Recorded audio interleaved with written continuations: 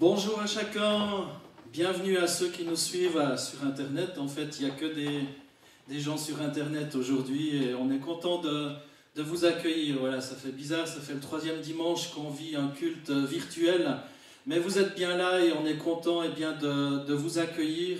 Et je suis persuadé que vous serez encouragés. D'ailleurs, le message que je vous apporterai aujourd'hui, ce sera un message d'encouragement, un message qui nous parle de la puissance de l'encouragement. Alors restez avec nous pendant ce temps de louange, pendant ce temps d'adoration, et tout à la fin de ce temps de culte, il y aura une petite surprise pour vous. Il y aura un message qui vous sera apporté d'une personne qui aurait dû être là ce week-end, qui ne peut pas être là à cause des circonstances qu'on connaît, mais qui a fait un message tout spécial à nous transmettre. Alors bon culte, bon temps de culte, et à tout à l'heure pour la prédication. Je laisse la place à mon épouse pour ce temps de louange. Que Dieu vous bénisse. Jésus, merci de bénir ce temps de culte. Seigneur, vraiment, on vient dans ta présence. Seigneur, tu es Dieu. Et Seigneur, nous voulons tourner nos regards vers toi. Seigneur, nous voulons te confier encore une fois de plus, Seigneur, toutes les personnes qui sont dans la souffrance, toutes les personnes qui sont dans la maladie, toutes les personnes, Seigneur, qui ont été aussi emportées par ce virus, Seigneur, et spécialement ceux qui restent, ceux qui sont dans le deuil. Seigneur, tu es l'Éternel qui console, tu es l'Éternel qui encourage. Et Seigneur, nous voulons tourner nos regards vers toi ce matin et te bénir, te louer, t'adorer. Dans le nom de Jésus. Seigneur, que chaque auditeur, chaque personne qui regarde, Seigneur, soit encouragé, soit béni, trouve une parole de vie et de réconfort dans ce qui sera apporté ce matin. Gloire et louange à ton nom, Jésus. Amen. Louons le Seigneur. Amen. Bonjour à chacun et à chacune. J'aimerais vous lire un passage dans le psaume 57, le verset 1. Au chef de chœur, sur la mélodie de « Ne détruis pas », hymne de David lorsqu'il se réfugia dans la grotte poursuivi par Saül. Dans ce verset, on lit que c'est un psaume qui était chanté sur la mélodie de « Ne détruis pas » et on peut imaginer que c'était certainement une musique en tonalité mineure, comme une complainte que David a composée. On apprend aussi que David, à ce moment-là, il était caché dans une grotte parce que Saül le poursuivait avec toute son armée. Physiquement, David était en sécurité. Caché dans la grotte, il était caché, on ne le voyait pas, et il était bien en sécurité. Mais ça n'était pas suffisant pour David. On lit dans les versets 2 et 3 du psaume 57 toujours « Fais-moi grâce, ô Dieu, fais-moi grâce, car c'est en toi que mon âme cherche un refuge.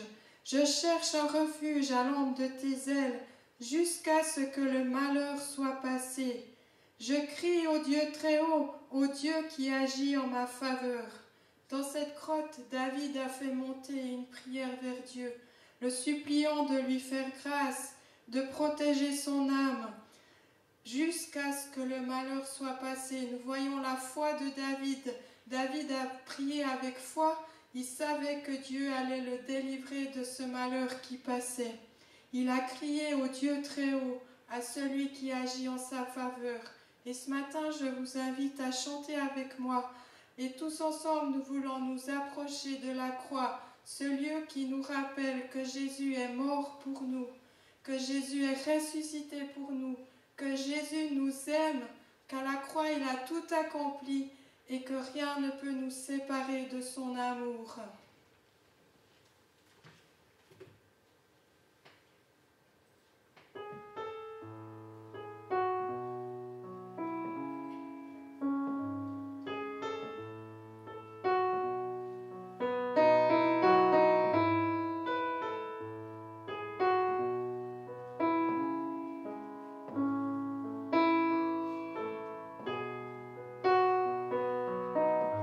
Seigneur, tu m'aimes.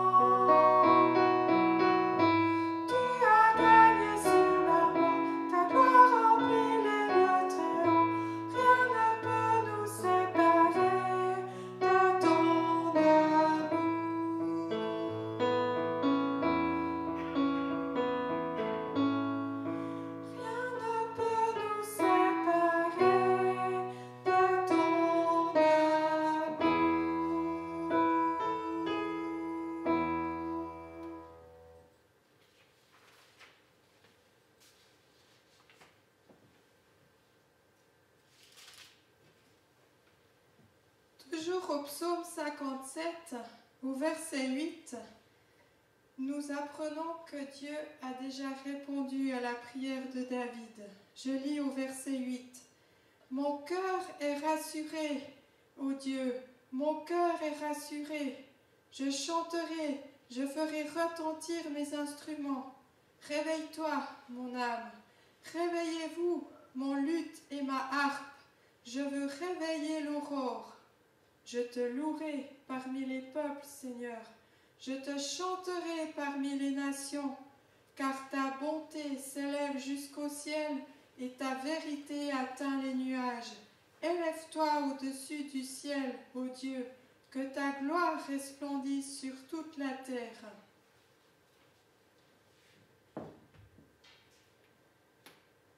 Que là où vous êtes ce matin, le Seigneur soit votre force. Que là où vous êtes ce matin, que le Seigneur soit votre espoir. Il vient vers vous, il vient vers toi, il vient vers moi, pour nous donner force, pour nous donner espoir.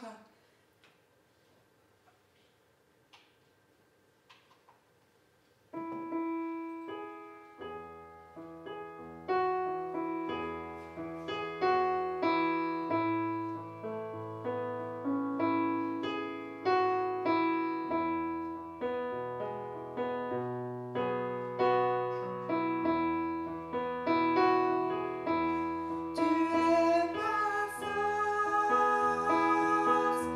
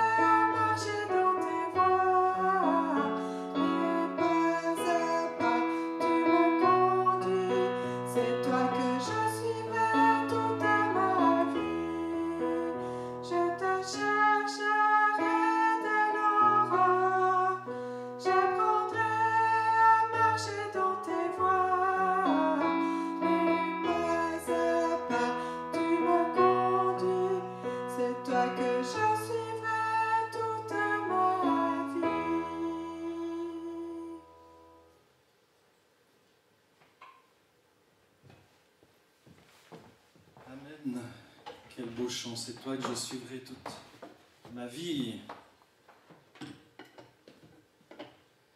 Est-ce que c'est votre désir? C'est bizarre de poser une question à laquelle vous ne pouvez pas répondre, en tout cas pas ici, mais bienvenue à ceux qui nous rejoignent. Et voilà, ce matin, on est motivés vraiment aussi pour vous apporter une parole d'encouragement, une parole de bénédiction qui, j'espère, vous poussera à aller de l'avant, vous encouragera aussi. On aura tout à l'heure aussi une vidéo surprise d'une personne qui aurait dû être là ce matin, aujourd'hui, mais qui ne le peut pas, mais qui nous a fait aussi la joie de nous transmettre quelque chose. Donc ce sera à l'issue aussi de ce message. Mais ce matin, alors qu'on est en confinement, alors qu'on ne peut pas se réunir tous ensemble, j'ai à cœur de vous apporter une parole d'encouragement. Une parole que vous voyez aussi, que j'ai intitulée « La puissance de l'encouragement ». Je crois qu'il y a une puissance dans l'encouragement et on a besoin d'être encouragé. J'ai besoin d'être encouragé. J'imagine que plusieurs, peut-être, vous êtes sans travail à l'heure actuelle, ou peut-être vous vous faites du souci pour demain, vous vous faites du souci pour votre entreprise, vous vous faites du souci pour votre place de travail, en disant mais comment ça sera plus tard. Mais je crois que dans la parole de Dieu, il y a vraiment une source inépuisable d'encouragement. Et c'est ce qu'on va voir ce matin. Et la parole de Dieu nous invite aussi à être nous-mêmes une source d'encouragement. Dans Romains 12, verset 8, il est écrit « Si quelqu'un a le don d'encourager, qu'il encourage ». Alors vous me direz peut-être, moi j'ai pas le don d'encourager. Alors je suis juste là pour être encouragé. Mais je crois ce matin, toi qui écoutes ce message, je crois aujourd'hui ou peu importe lorsque tu écouteras ce message, que ce soit en direct ou plus tard en retransmission, cette parole, elle est là aussi pour toi et tu as cette capacité de rechercher ce don d'encourager les autres. Beaucoup de choses, lorsqu'on écoute les nouvelles, beaucoup de choses nous découragent, nous poussent à nous faire du souci. Je crois qu'on est appelé aussi à nous encourager mutuellement et ce matin, je vais vous encourager, vous bénir. Bien des hommes et des femmes qui abandonnent auraient persévéré si quelqu'un les avait encouragés juste au bon moment. Je vais vous partager un témoignage. On va appeler ce personnage Gérard, âgé de 60 ans, qui témoignait ainsi. Il a dit ceci: « Lorsque j'étais enfant, je me suis rapidement retrouvé en institution. Ma mère est décédée lorsque j'étais tout petit et mon père ne pouvait pas nous assumer, mes frères et sœurs et moi. À l'école, j'avais des difficultés. Rapidement, on m'a laissé de côté. Pourtant, je m'en suis sorti. Et vous savez pourquoi ? Parce que lorsque j'avais 14 ans, ma professeure n'a pas voulu croire à cette étiquette qu'on m'avait collée sur le front. Elle a cru en mes capacités et elle me l'a dit. Elle a dit ceci: « Je sais que tu es capable de réussir et je vais t'aider pour que tu décroches ton examen, ton certificat. » Et cette phrase m'a porté jusqu'au jour de mon examen et encore aujourd'hui. Et cet examen, je l'ai décroché. Et ce personnage, Gérard, va dire « Je crois au pouvoir de l'encouragement. Ça peut vraiment changer une vie. » Vous imaginez ce jeune garçon à l'âge de 14 ans, alors qu'il était en institution, il avait perdu sa mère, il était placé là parce que son père n'était pas capable d'assumer la famille, ses frères et sœurs. Cet enfant, ce jeune garçon, a été encouragé et toute sa vie a été impactée par une parole d'encouragement et de bénédiction de la part d'une enseignante. Dans le dictionnaire Larousse, on peut trouver ceci par rapport au mot « encourager ». Encourager veut dire donner du courage, de l'assurance à quelqu'un, le réconforter ou l'inciter à persévérer, à faire mieux, à stimuler. Et ce matin, j'aimerais te stimuler, j'aimerais t'encourager, j'aimerais t'inciter à persévérer. Et comme le montre l'exemple de Gérard, avec une parole dite à propos, une personne peut changer le cours des choses. Et aujourd'hui, j'aimerais te dire que tu peux changer le cours des choses, redonner de l'espoir là où il n'y avait plus que désespoir, changer la perspective, redonner vie tout simplement là où il n'y a plus tellement de vie. Et la plupart d'entre nous, on n'a jamais été éduqués ni formés à encourager les autres. On ne nous l'apprend pas beaucoup à l'école, entre autres à cause de l'esprit d'individualisme, d'égoïsme aussi qui plane dans le monde, quoique maintenant, avec ce qui se trame dans tout ce monde entier, avec ce virus, on voit des élans de solidarité et c'est juste merveilleux, mais notre monde est calqué sur un esprit de performance qui ne laisse pas beaucoup de place à des difficultés. Dans son livre « Nouvelle identité pour une nouvelle vie », Neil Anderson affirme qu'un enfant reçoit 10 remarques négatives pour une remarque positive dans une famille moyenne. En lisant ceci, ça m'a brisé le cœur et je me suis dit « Waouh, comment construire son identité alors qu'on a toujours des remarques négatives ?» Et il est écrit aussi que il y a 7 remarques négatives pour une remarque positive à l'école. Comment construire une vie alors que les choses sont ainsi, semble-t-il. Pourtant, selon cette même étude, on apprend qu'il faut 4 remarques positives pour neutraliser l'effet d'une remarque négative. Alors je crois en la puissance de la parole de Dieu. Je crois en cette puissance de relèvement et je crois en la puissance de la parole de Dieu qui nous dit qu'elle ne revient pas à Dieu sans effet. Et comme je l'ai lu dans Romains 12:8, si quelqu'un a le don d'encourager, qu'il encourage. Et ce matin, que tu sois encouragé. Mais j'aimerais te rappeler aussi, par rapport à Dieu, et c'est mon premier point, que Dieu est un Dieu d'encouragement. Peu de personnes réalisent que Dieu est un Dieu d'encouragement. Et si l'on demandait à beaucoup de gens les principales caractéristiques de Dieu, ils diraient peut-être qu'il est un Dieu sévère, d'autres pourraient dire qu'il est un Dieu puissant, ou un Dieu jaloux, ou un Dieu de justice, peut-être un Dieu d'amour pour certains, mais excessivement peu souligneraient que Dieu est un Dieu d'encouragement. Et c'est ce qu'on regarde ce matin, que Dieu est véritablement un Dieu d'encouragement. Avec le coronavirus, peut-être que certains disent même qu'il est un Dieu injuste, un Dieu cruel. Mais ce matin, j'aimerais t'encourager à tourner tes regards vers la parole de Dieu. Et dans le livre du Deutéronome, au chapitre 31, verset 23, il est écrit « L'Éternel donna ses ordres à Josué, fils de Nun. Il dit « Fortifie-toi et prends courage, car c'est toi qui feras entrer les Israélites dans le pays que j'ai juré de leur donner. Je serai moi-même avec toi. » Et ce matin, Dieu te dit, fortifie-toi et prends courage. Je serai avec toi, je serai moi-même avec toi. Dieu encourage bien des fois Josué en lui disant, prends courage et fortifie-toi. Et je crois que si Dieu s'adressait ainsi à Josué, il veut s'adresser ainsi aussi à chacun d'entre nous. Josué avait besoin d'entendre cette parole. Peut-être toi qui écoutes ce message, tu as besoin d'entendre cette parole. Prends courage, fortifie-toi, car je serai moi-même avec toi. Il en avait profondément besoin. Et cette parole de vie dans la bouche de Dieu n'a pas quitté Josué parce qu'il a cru en cette parole de l'Éternel. Josué pouvait se rappeler chaque jour de sa vie, ce puissant encouragement que lui avait donné le Seigneur. Et il dira encore dans Josué 1, verset 5, « Nul ne tiendra devant toi tous les jours de ta vie. Je suis avec toi comme je l'ai été avec Moïse. Je ne te délaisserai pas, je ne t'abandonnerai pas. » Je ne sais pas si vous avez une Bible, mais en tous les cas, vous pourriez la sortir et noter ce verset qui s'adresse aussi à vous et qui est affiché, que vous pouvez lire. « Nul ne tiendra devant toi tous les jours de ta vie. Je suis avec toi comme je l'étais avec Moïse. Je ne te délaisserai pas, je ne t'abandonnerai pas. » Peut-être tu as l'impression d'être abandonné, d'être délaissé, mais on aimerait t'encourager aussi et te bénir et te dire que tu peux aussi compter.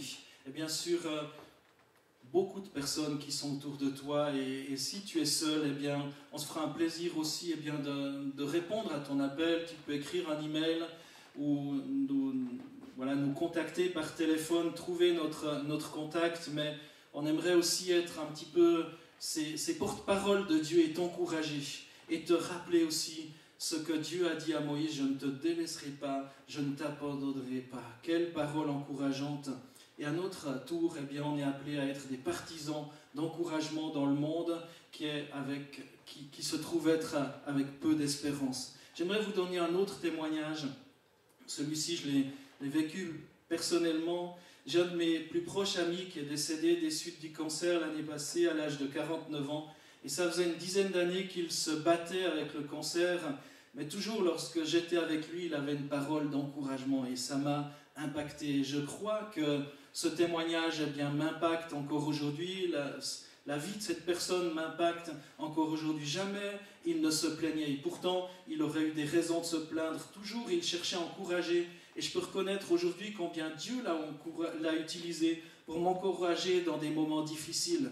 Il a été source d'encouragement pour beaucoup de personnes. J'imagine que plusieurs le connaissent. Il aurait pu se plaindre, il avait des raisons valables de le faire dans sa situation de souffrance et de maladie, cette maladie qui a fini par l'emporter, mais jusqu'au bout. Eh bien, il a choisi d'encourager les gens qui venaient le voir aussi sur son lit d'hôpital. Il a choisi de bénir les autres par ses encouragements. Et aujourd'hui, même dans les difficultés, eh bien, tu peux choisir de bénir les autres. Parce que lorsqu'on sait où on va, eh bien, on n'a pas à craindre, même si notre vie se termine ici-bas. Et voici ce que le Seigneur aussi a déclaré à un prophète dans l'Ancien Testament, dans le livre de Daniel. Daniel qui se sentait incapable de s'approcher de Dieu, qui se sentait incapable de sa mission. Il avait déjà vécu beaucoup de choses, il était là en déportation. Dans Daniel 10, verset 19, Dieu rappelle à Daniel ceci, « Toi que Dieu aime, n'aie pas peur. Sois en paix, reprends courage, retrouve tes forces. Pendant qu'il me parle, mes forces reviennent et je dis, mon Seigneur, tu peux me parler parce que tu m'as rendu des forces. » La parole du Seigneur est là comme une force, comme un secours dans la détresse. Et c'est ce que Dieu veut être pour toi aujourd'hui, mais pas seulement aujourd'hui alors que tu entends ce message, mais Dieu veut être un secours dans la détresse demain ou après-demain, ou peu importe, lorsque tu entendras ce message, Dieu veut être un secours dans la détresse tous les jours de ta vie. Deuxième chose que j'aimerais te partager avec toi ce matin, c'est l'encouragement ouvre le cœur des gens à recevoir plus de Dieu. Jésus aussi encourageait les gens, alors même qu'il allait faire un miracle dans les secondes à venir. Pour Jésus, il fallait l'encouragement avant le miracle. Pour que les gens puissent entrer dans ce miracle, dans le miraculeux, parfois dans la guérison, eh bien Jésus avait besoin de les encourager avant. Je ne sais pas si vous avez déjà fait attention, mais Jésus préparait le cœur des gens en les encourageant. Lorsqu'il est encouragé par une parole inspirée par Dieu, eh bien c'est comme si ton cœur s'ouvre à la présence de Dieu. C'est comme un rafraîchissement, une bouffée d'oxygène. De la même façon, lorsqu'on accepte les paroles de découragement, celles-ci viennent nous briser le moral, nous coupent bien souvent notre motivation, nous met vraiment avec le moral complètement dans les chaussettes et on écoute le découragement, on se nourrit de ce découragement et finalement on n'a plus de force. Mais ce matin, j'aimerais t'encourager à écouter la parole du Seigneur, eh bien, qui est là pour te relever. Dans Matthieu 9, verset 2, on voit cet exemple de Jésus-Christ. Voici, on lui a amené un paralytique donc à Jésus, couché sur un lit. Jésus, voyant leur foi, donc aux personnes qui amenaient ce paralytique, voyant leur foi, dit au paralytique, « Prends courage, mon enfant, tes péchés te sont pardonnés. » Donc il y a vraiment cet encouragement pour le paralytique, où Jésus lui dit cette chose incroyable, « Prends courage, mon enfant, tes péchés sont pardonnés. » Il aurait pu dire, mais voilà, prends courage, je te guéris. Mais Jésus lui dit déjà, prends courage. Et le fait eh bien, que Jésus s'adresse à lui, que Jésus l'encourage, le fortifie, lui dit, mais arrête d'avoir le moral dans les chaussettes, prends courage, ça l'a ouvert au miraculeux et finalement à la guérison. Cet homme qui était paralysé depuis toujours, eh bien, va retrouver eh bien, la motricité, la mobilité. Dans Matthieu 9, verset 22, il y a un autre témoignage. Jésus se retourna et dit, en la voyant, c'était une femme qui avait une perte de sang depuis de nombreuses années. Vous pouvez lire dans Matthieu 9 le contexte. Jésus se retourna et dit en la voyant, « Prends courage ma fille, ta foi t'a guérie. » Et cette femme fut guérie à l'heure même.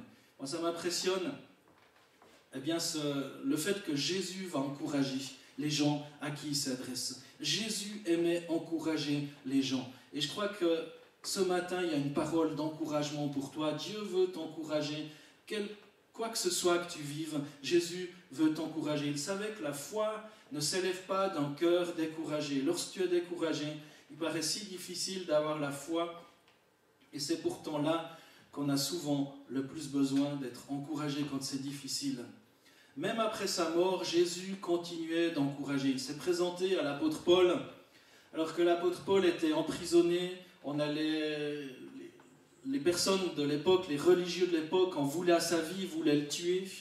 Et finalement, alors que l'apôtre Paul était en prison, dans Actes 23, verset 11, l'apôtre Paul était en prison à Jérusalem, et juste avant d'être conduit à Césarée et finalement emmené à Rome pour voir l'empereur, là, directement, le Seigneur se présente à lui, et on peut lire ce texte, la nuit suivante, Le Seigneur s'approcha de Paul et dit « Prends courage, car de même que tu as rendu témoignage de moi à Jérusalem, il faut aussi que tu rendes témoignage à Rome.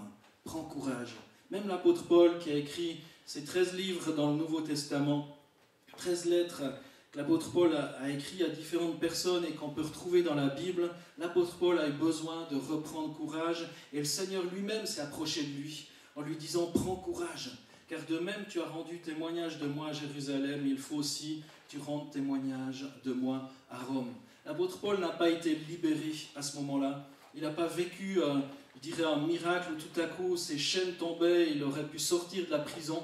Non, mais Dieu lui indiquait « Je vais être avec toi. De même que tu as témoigné à Jérusalem, il faut que tu témoignes à Rome. » Et le Seigneur lui assurait sa présence. Et lorsqu'on a la vision d'encourager les autres, on permet aussi au Saint-Esprit d'encourager au travers nous. Et je crois que la vie chrétienne doit être pratique. Et aujourd'hui, je t'encourage à prendre la décision d'encourager quelqu'un. Quel bel encouragement!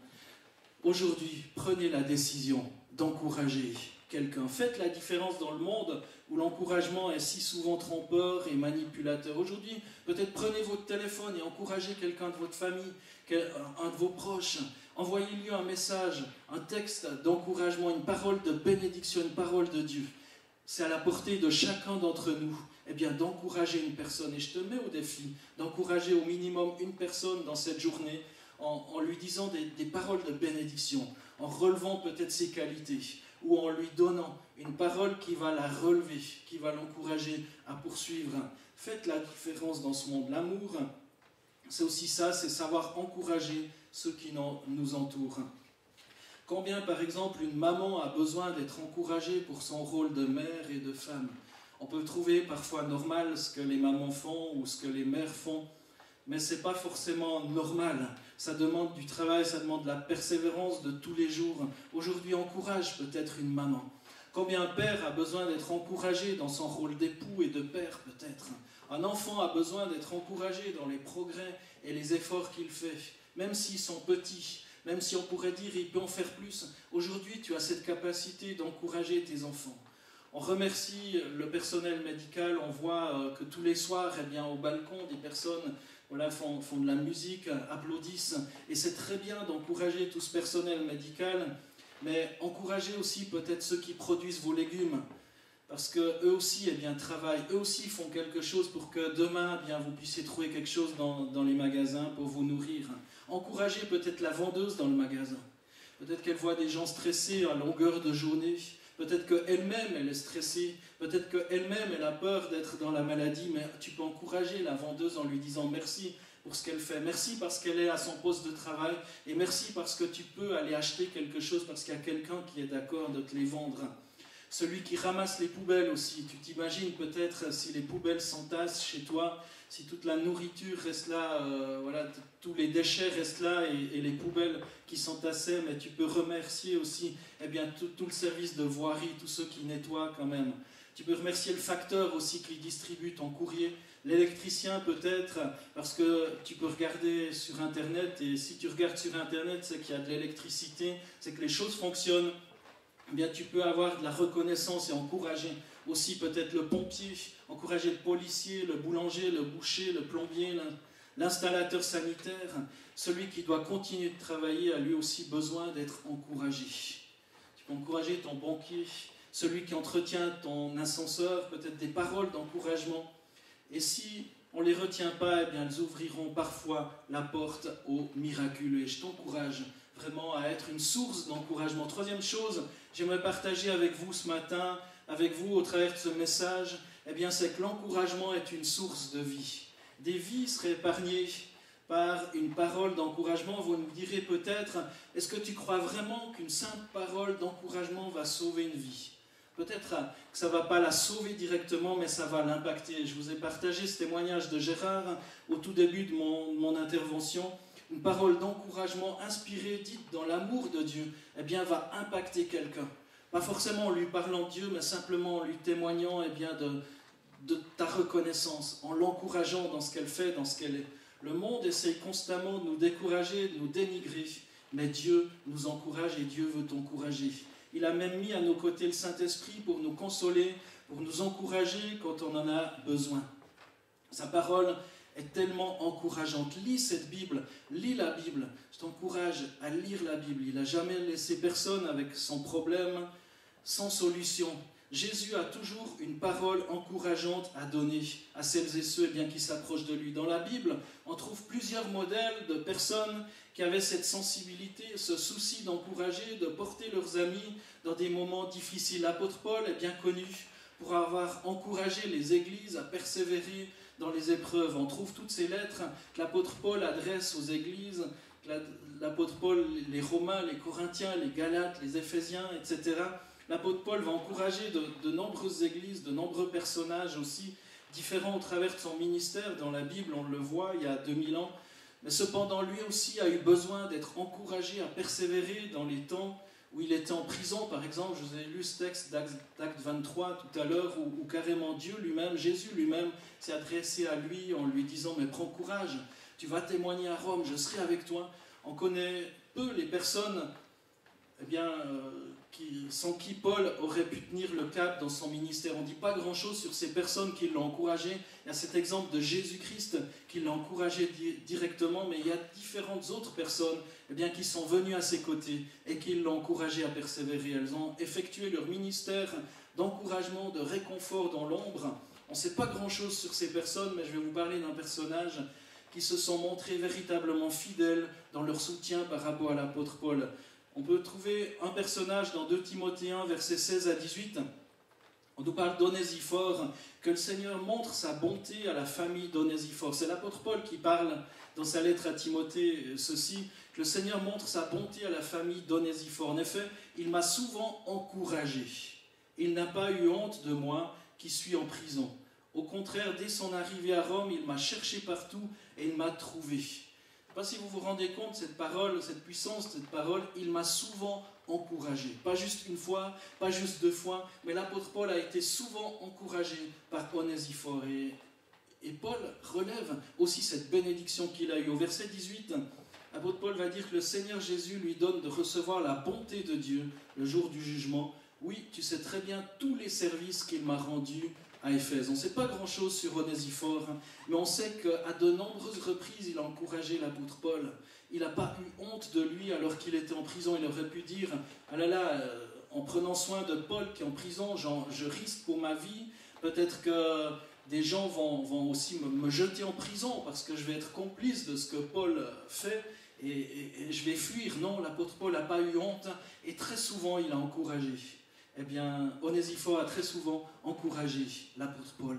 Encourager, soutenir quelqu'un, ce n'est pas un acte anodin, ni dans la portée de cet acte, ni dans l'effort nécessaire pour fournir ce but. Ça demande un effort, ça demande peut-être de sortir de ta zone de confort, ça demande aussi de dire mais comment je peux encourager telle ou telle personne qui a tellement le moral dans les chaussettes.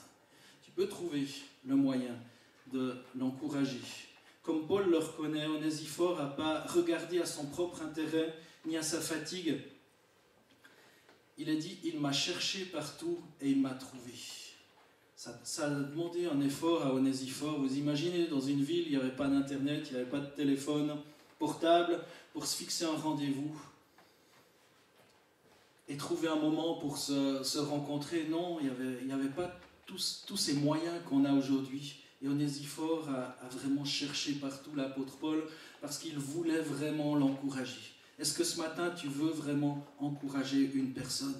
Onésiphore était déterminé à soutenir Paul dans toutes ses souffrances. Il a passé du temps à le rechercher pour lui témoigner son affection et même se mettre à son service, parce que dans les prisons, si tes proches t'apportaient pas de la nourriture ou des choses, tu avais juste le minimum, juste assez pour pas mourir, mais pas beaucoup plus. Et là, Onésiphore voulait se mettre au service de l'apôtre Paul, lui rendre ce service, le réconforter, l'encourager. C'était la priorité. Réconforter, encourager Paul était la priorité d'Onésiphore. Peu importe ce qui lui en coûtait, ce qu'il risquait d'y perdre pour lui-même, il avait un intérêt véritable et authentique pour son ami. Et Onésiphore n'a pas attendu que Paul le contacte, que Paul lui envoie un WhatsApp ou un SMS ou un message sur Facebook. Il n'a pas entendu toutes ces choses. Onésphore n'a pas attendu que Paul le contacte, fasse appel à lui. Non, il est allé à sa recherche directement. Il avait, au vu des circonstances, que son ami aurait besoin de réconfort. Il avait au plus profond de lui, il savait au plus profond de lui qu'il ne faut pas forcément attendre qu'un ami dans le besoin nous contacte. Un ami aime en tout temps. Et ce matin, peut-être tu as un ami qui a besoin d'être encouragé, une amie qui a besoin d'être encouragée. Attends pas qu'il t'envoie un message de détresse, mais envoie-lui un message, un texte d'encouragement, de bénédiction. Il faut faire le premier pas, appeler, proposer une visite. Alors actuellement, ce n'est pas possible de visiter les gens, mais tu peux la visiter par téléphone ou par vidéophone. Tu peux lui faire une visite, même virtuelle, l'encourager, prier pour lui, pour elle, aller de l'avant. Et je t'encourage à être non seulement un consommateur de la bénédiction, mais à être un transmetteur de la bénédiction. Je vais conclure ce message. Dieu ne dit pas, comme on a vu ce témoignage de Gérard tout à l'heure, Dieu ne dit pas tu ne peux pas. C'est pas possible, tu y arriveras jamais. Il n'y a pas cette étiquette sur ton front. Dieu aimerait décoller cette étiquette de ton front. Dieu dit toujours que tout est possible à celui qui croit. Dans Marc 9, verset 23, il a été écrit, Jésus répliqua, si tu peux, dis-tu, mais tout est possible à celui qui croit. Jésus va te rappeler ce matin, tout est possible à celui qui croit. C'est possible. Aujourd'hui, tu dis peut-être c'est impossible que ça change, c'est impossible que je m'en sorte avec cette catastrophe, c'est impossible que mon entreprise puisse survivre à tout ça. Mais aujourd'hui, eh bien, Dieu aimerait te dire, tout est possible à celui qui croit. Place ta confiance en Dieu. Place ta confiance en Dieu. Recherche sa présence. Recherche son amour. Recherche sa face. Et qui sait, eh bien, en étant encouragé, eh bien, le miraculeux va se produire dans ta vie. Comme je l'ai dit ce matin, Dieu est une source d'encouragement. Dieu est cette source d'encouragement inépuisable dans sa parole. L'encouragement ouvre le cœur des gens à recevoir plus de Dieu. Aujourd'hui, eh bien, par une parole d'encouragement, eh bien, tu peux ouvrir peut-être le cœur de personnes à s'appuyer sur la présence de Dieu, sur la parole de Dieu, sur la victoire de Jésus-Christ acquise à la croix. L'encouragement est une source de vie, va peut-être eh bien, préserver la vie de quelqu'un qui est complètement au fond du bac. Je vous ai dit tout à l'heure, soyez encouragés aujourd'hui et n'oubliez pas, encouragez quelqu'un. Que Dieu te bénisse, que tu sois encouragé. Alors on te dit peut-être, restez chez vous, c'est vrai, restez chez vous, mais même chez toi, tu peux être encouragé. Et depuis là, eh bien je te redis, sois encouragé aujourd'hui. Et n'oublie pas, encourage quelqu'un.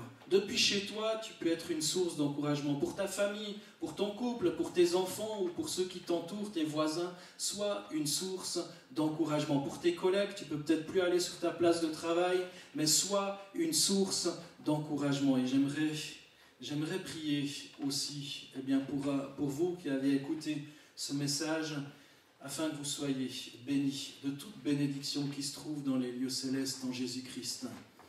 Seigneur Jésus, merci pour ta parole. Merci parce que aujourd'hui, eh bien, tu veux nous encourager. Aujourd'hui, eh bien, tu veux être cette source de vie. Aujourd'hui, Seigneur, tu veux que nos cœurs s'ouvrent à recevoir plus de toi, mais aussi eh bien, qu'on puisse transmettre plus de toi aux autres. Seigneur, tu bénis celles et ceux eh bien, qui écoutent ça. Ils ont certainement besoin d'être encouragés, d'être fortifiés. Seigneur, tu enlèves toute crainte de leur vie. Et Seigneur, tu leur rappelles ta bonté, ta victoire. Ceux qui sont peut-être sur un lit d'hôpital, eh bien, tu veux aussi te rapprocher d'eux. Seigneur, et leur rappeler que tout est possible à celui qui croit, que tu ne veux pas les abandonner dans la détresse, dans la souffrance, mais que tu es avec eux, Seigneur, dans cette souffrance, parce que toi-même, tu as connu cette souffrance en allant jusqu'au bout à la croix. Eh bien, béni soit ton nom, Seigneur. Merci parce que tu es la source de vie et peut-être celui ou celle qui doute de ton amour, de ta présence, de qui tu es. Eh bien, tu veux te rappeler à lui, à elle, Seigneur, afin qu'aujourd'hui, déjà, eh bien, que tu puisses entrer dans le cœur de cette ou ces personnes, eh bien, qui peut-être doutent de qui tu es. Seigneur, que ces personnes puissent crier à toi et dire, mais Seigneur, si tu existes, viens dans mon cœur. Si tu existes, Seigneur, eh bien révèle-toi à moi. Et je t'encourage à rechercher l'Éternel. On va écouter un morceau de piano, prendre un chant tous ensemble, et après quoi, eh bien, on passera ce message de cet ami qui aurait dû être là aujourd'hui. Restez encore avec nous, et une petite surprise pour vous. Que Dieu vous bénisse.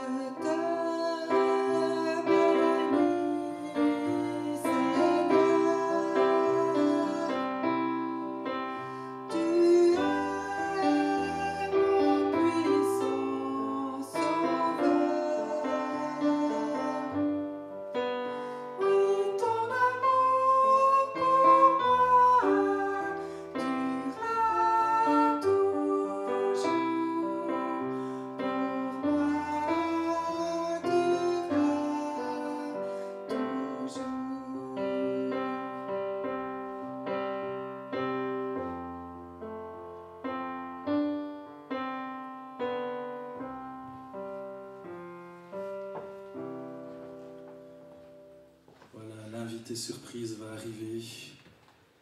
C'est Anita Pierce qui aurait dû être là avec nous ce week-end. Alors, Anita, c'est à toi. On t'écoute. Bonjour à mes chers amis.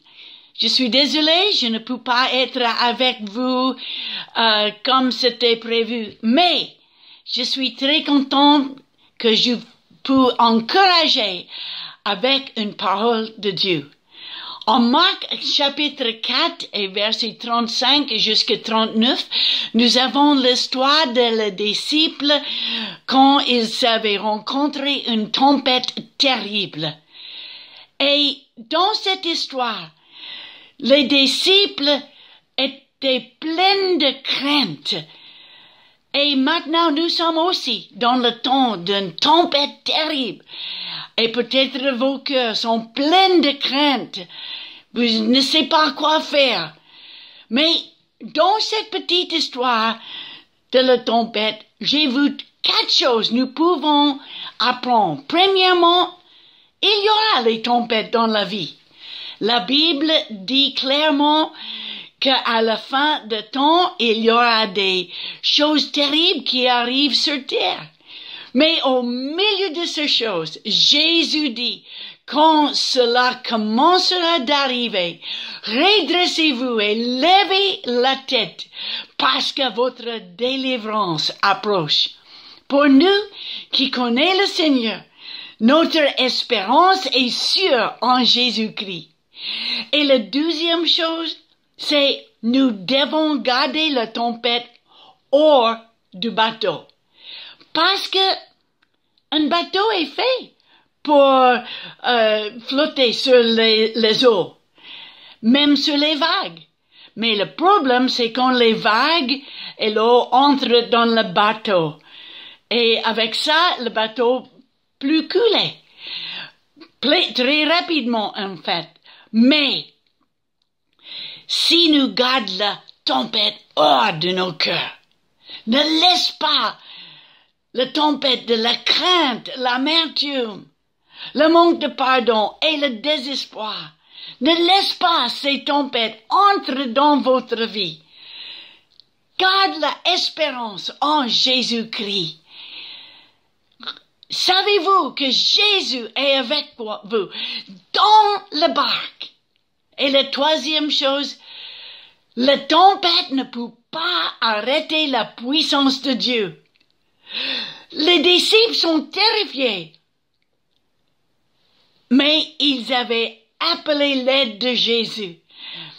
Et Jésus n'a pas peur de la tempête, parce que il est plus grand que la tempête. Et je te dis aujourd'hui que Jésus est plus grand que ce virus. Jésus est plus grand que les situations dans le monde. Il est souverain, il est au-dessus de tout. Et dans le milieu de ces choses, Dieu est toujours capable de sauver, de guérir et de délivrer. Et la quatrième chose, j'ai vu de cette tempête, toutes les tempêtes vont passer. Je ne sais pas combien de temps, mais je sais que même les choses les plus terribles ne sont pas trop grandes pour Dieu. En Somme 23 et verset 4, la Bible dit, « Quand je marche dans la vallée de l'ombre de la mort, je ne crains aucun mal, car tu es avec nous. » La mort est le pire des tempêtes, mais même là, il est avec nous. En Jean 14, 27, Jésus parlait de la paix. Il dit, « Je vous laisse la paix, je vous donne ma paix. Moi, je ne vous donne pas comme le monde donne. Que votre cœur se trouble pas et ne s'alarme pas. » Mes amis, prends courage. Notre espérance est sûre en Christ. Laisse la paix de Dieu remplir ton cœur. Que Dieu te bénisse, mes chers amis.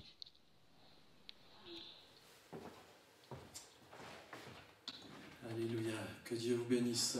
Laisse la tempête hors de la barque. On va terminer ce temps de culte et simplement aussi encore prier. Voilà, si vous avez à cœur de continuer de soutenir cette église, votre église, vous pouvez aussi le faire, il y a les coordonnées. Seigneur, merci encore pour ce témoignage, cet enseignement, cet encouragement d'Anita Pierce. Merci pour ce qu'on a pu vivre, même si on est séparés les uns des autres physiquement, Seigneur, mais on est unis, Seigneur, par ton esprit. Et je te prie, Seigneur, que cette tempête qui certainement est dans nos vies, Seigneur, ne nous affecte pas, mais qu'on puisse être vraiment laisser cette tempête hors de notre vie et être encouragé. Béni soit ton nom, Seigneur. Amen. Je vous souhaite une très bonne journée, je vous souhaite plein de bénédictions et je vous dis à très bientôt. Que Dieu vous bénisse, au revoir.